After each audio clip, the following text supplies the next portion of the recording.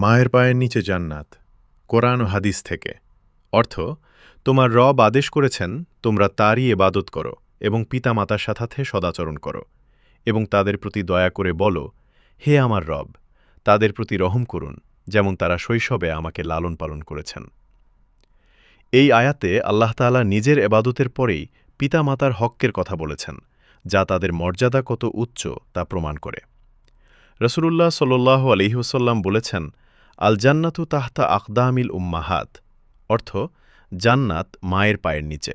অর্থাৎ মায়ের খেদমত, সন্তুষ্টি ও দোয়া অর্জনের মাধ্যমেই জান্নাত লাভ সম্ভব। মা বাবাকে ভালোবাসুন, তাদের খেদমত করুন এবং যাদের মা বাবা জীবিত নাই তারা নামাজ পড়ে বেশি বেশি দোয়া করুন। আপনার মা বাবাকে ভালোবাসলে অবশ্যই ভিডিওটি শেয়ার করবেন, লাইক, কমেন্ট, ফলো এবং সাবস্ক্রাইব করে ইসলাম প্রচারের সাথে থাকুন। আল্লাহ হাফেজ।